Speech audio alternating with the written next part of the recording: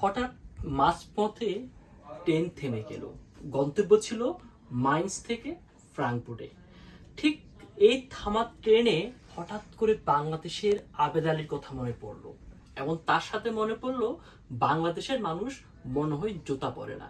যদি বাংলাদেশের মানুষ জুতা পরতো তাহলে আবেদ আলী, মতিউর কিংবা বেনজির তারা কত আগে যে জুতা পিটে খেয়ে বাংলাদেশ ত্যাগ করতো, সেটা সত্যিকার অর্থে আমার কাছে এখন মনে হয় বাংলাদেশের মানুষ জুতা পরে না।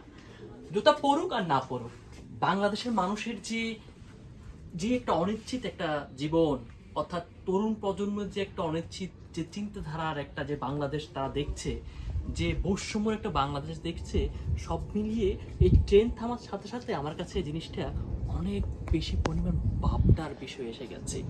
আজ জার্মানির এই যে রাউনহাইম শহরে দাঁড়িয়ে যে কথাটুকু বলছি, এই কথাটুকুর মাঝে কোটা সংস্কার কিংবা কোটার যে আন্দোলন, কোটা নিয়ে যে মানুষের যে ইয়ং জেনারেশন যে পরিমাণ আন্দোলনে তারা নেমেছে, এবং তার মাঝখান দিয়ে যে আবেদ আলীর যে দুর্নীতি, সব মিলিয়ে আমাদের একটা প্রজন্ম একটা অসুস্থ বাংলাদেশকে দেখছে, একটা অসুস্থ বাংলাদেশকে তারা আগামীতে হয়তো পাবে, যেমনটা আমরা পেয়েছিলাম।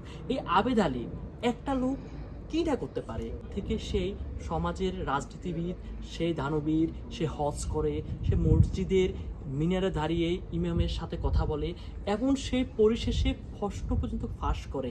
সামান্য একজন ড্রাইভার এত কিছু করতে পারে, কিন্তু প্রশাসন কিংবা গোয়েন্দা সংস্থার হয়তো অনেক কিছু নজরের বাইরে। সব মিলিয়ে এই যে জার্মানির এই জায়গাটা থেকে আমরা যখন ট্রেনটা যখন থামলো, তখন আমার কাছে মনে হলো একটা অসম্ভবের যে বাংলাদেশ, সেই জায়গাটাতে সব কিছু সম্ভব হয়ে উঠছে। দিন দিন বাংলাদেশের যে দ্রব্যমূল্যের ঊর্ধ্বগতি, দিন দিন বাংলাদেশের যে ধরনের যে বৈষম্য যে সমাজ ব্যবস্থা, সবটা আমাদেরকে একটা অসুস্থ বাংলাদেশ, অসুস্থ একটা চিন্তাধারার দিকে এগিয়ে নিচ্ছে।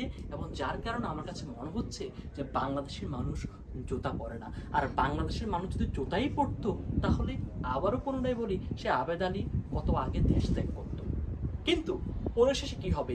পরিশেষে কিন্তু আবার কোনো না কোনোভাবে আবার রাসেল ভাইপার সাপ আসবে, তারপরে কোনো না কোনো ইস্যু তৈরি হবে, তারপরে এই বিষয়গুলো আড়ালে চলে যাবে। এগুলোর বিষয়ে অনেক বেশি ইনভেস্টিগেশন হবে, অনেক তথ্য অনেক জায়গা থেকে নেওয়ার চেষ্টা করবে, পরবর্তী প্রতিবেদন দাখিলের অনেক সময় দিবে, তদন্ত কমিটি হবে, সব মিলিয়ে অনেক কিছু আড়ালে চলে যাবে। আবার সেই আবেদ আলীরা রাজনীতি করবে এবং রাজনীতির মাঠে চড়া বেড়াবে, এবং তারা দুর্নীতিতে অনেক বেশি চ্যাম্পিয়ন হবে।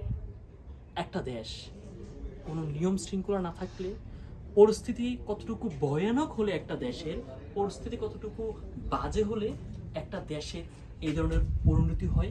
আবেদ আলীর মতো যে ড্রাইভাররা এই ধরনের প্রশ্ন পাশের সাথে জড়িত, 33 থেকে শুরু করে 40 পর্যন্ত এসএসসি নিয়োগ পরীক্ষা, কোথায় কখন প্রশ্ন পাশ হয়নি, প্রত্যেকটা জায়গায় প্রশ্ন পাশ হচ্ছে। যুব সমাজ কি পড়ালেখা করবে, নাকি প্রশ্ন ফাঁসের চিন্তা করবে, না কোটা সংস্কার আন্দোলনে গিয়ে তারা সামিল হবে, নাকি তারা প্রবাসে আসবে? কোথায় যাবে একটা যুব সমাজ? এই দায় কার? আমাদের রাষ্ট্রের যারা নীতি নির্ধারক আছেন, তারা কি এই দায় এড়িয়ে যেতে পারে? তারা হয়তো এই দায় আমল নেবে না, কেননা মিডিয়াতে যত কিছু ভাইরাল, সব কিছু তারা মনে করে দুষ্টামি। আর এই দুষ্টামির বাংলাদেশে সব কিছু একসঙ্গে চলতে থাকবে, সব কিছু এভাবে আড়ালে যাবে। আবেদ আলীরা ফেলে ফুপে অনেক বেশি বড় হবে, এবং একটা সময়ে দেশের যুব সমাজ ভেঙে পড়বে। শিক্ষার অবনতি তো এখন দেখা যাচ্ছে, ভবিষ্যতে আরও হবে।